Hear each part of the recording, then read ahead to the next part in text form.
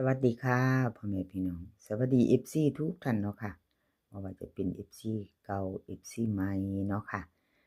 ที่เข้ามาติดตามเข้ามารับชมรับฟังทางช่องของเจตาพารวยเนาะค่ะในทางช่อง YouTube เนาะประวัติของเจปากแดงค่ะพี่น้องที่เห็นอยู่นี่ประวัติวันที่6ค่ะประวัติเจปากแดงวันที่6เนาะ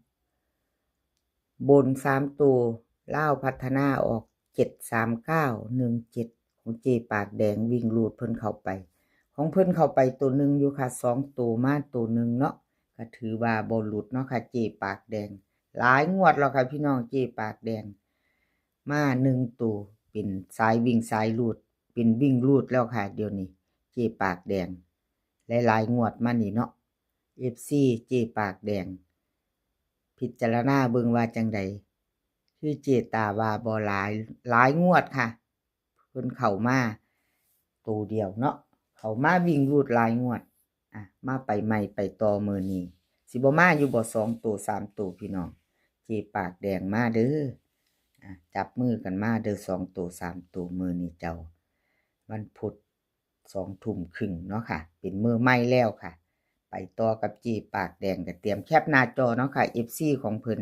เจปากแดงค่ะแนวทางใหม่ของเพิ่นเนาะค่ะเลขทุกตัวเอามาวางเพื่อเป็นแนวทางค่ะโปรดใช้วิจารณญาณในการรับชมเป็นอย่างสูง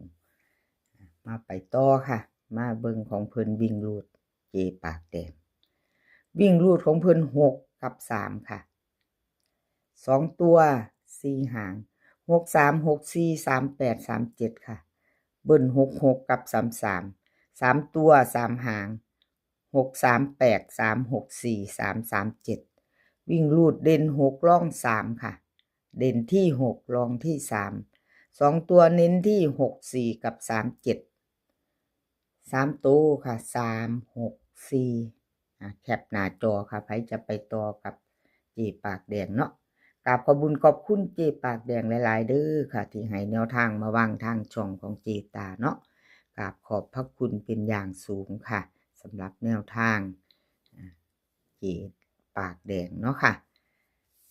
แคปหน้าจอค่ะใครจะไปต่อกับเจปากแดงแคปหน้าจอ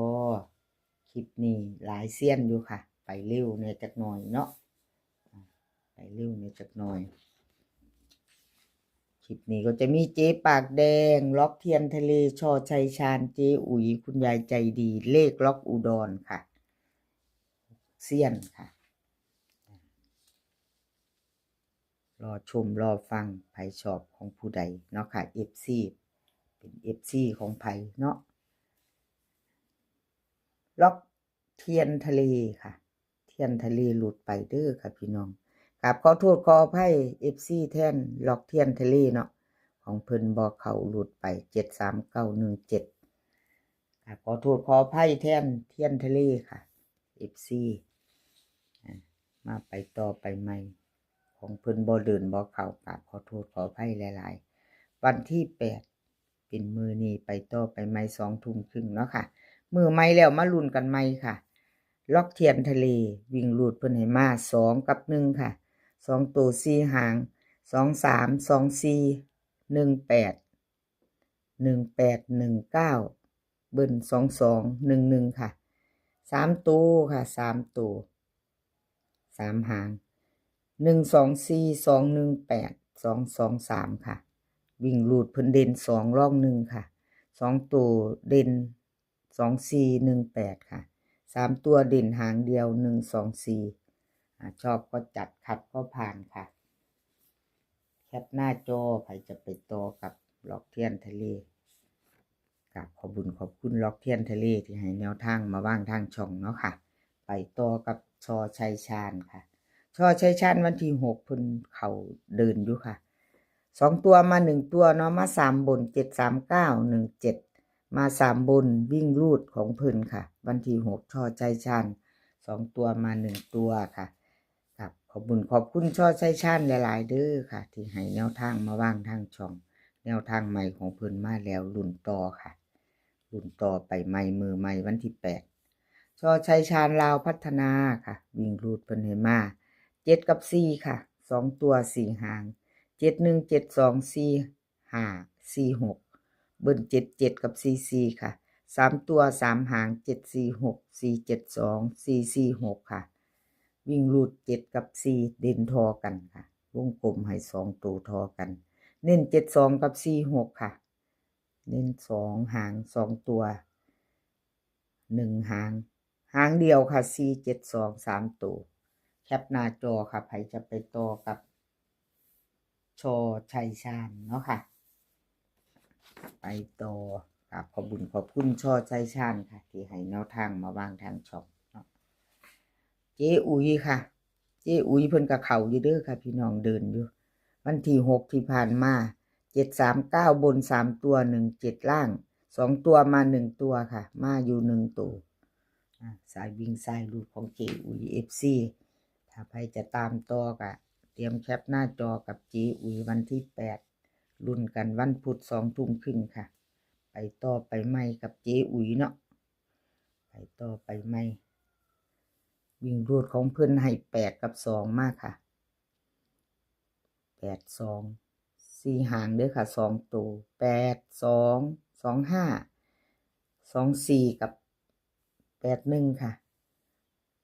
8 2 8 1 2 5 2 4 2ตัว4หางเบิ้ล88กับ22 3ตัว3หางค่ะ8 2 4 2 8 1 8 2 2เน้น2หาง8 2เด่น8ค่ะรอง2เด่นที่8รองที่2ค่ะวิ่งรูดของจีอุยเน้น2หางค่ะ8 2 2หา3ตัวเน้นหางเดียว8 2 2แคปหน้าจอค่ะใครจะไปต่อกับเจอุ๋ยเนาะค่ะแคปหน้าจอกับขอบุญขอบคุณเจอุ๋ยหลายๆเด้อค่ะที่ให้แนวทางมาว่างทางช่องของเจตาเนาะกับขอบพระคุณเป็นอย่างสูงคุณยายใจดีค่ะไปต่อกับคุณยายใจดีเนาะค่ะวิ่งเพิ่นเข้าไปตัวหนึ่งค่ะ2ตัวมา1ตัวค่ะของคุณยายใจดี739 3ตัวบน17ล่างวันที่6ที่ผ่านมาเนาะค่ะ2ตัวกับมาตัวหนึ่งอยู่ก็ถือว่าบ่หลุดเนาะค่ะของคุณยายใจดีเอามาไปใหม่ไปต่อมื้อนี้ค่ะคุณยายใจดีเนาะ